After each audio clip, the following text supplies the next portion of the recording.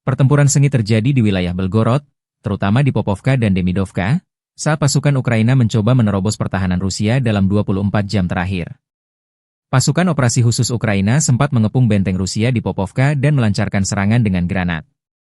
Banyak tentara Rusia, termasuk penjaga perbatasan, mengalami luka-luka, bahkan beberapa tertimbun di bawah reruntuhan bangunan. Meski demikian, mereka tetap bertahan dan terus berjuang mempertahankan wilayahnya. Dengan dukungan UAV dan artileri, pasukan Rusia berhasil memukul mundur musuh, yang akhirnya melarikan diri ke hutan di dekat perbatasan setelah mengalami kerugian. Sementara itu, pertempuran di Demidovka masih berlangsung hingga 25 Maret, dengan pasukan Ukraina yang bersembunyi di rumah-rumah warga setelah gagal merebut desa.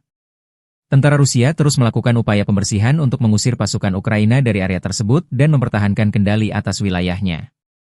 Situasi di Krasnoyarsk juga dilaporkan masih bergejolak dengan pertempuran yang terus berlanjut.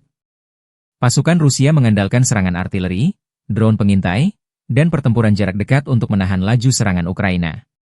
Dengan medan perang yang dinamis, kedua belah pihak terus berusaha memperkuat posisi mereka di tengah eskalasi konflik yang masih berlangsung.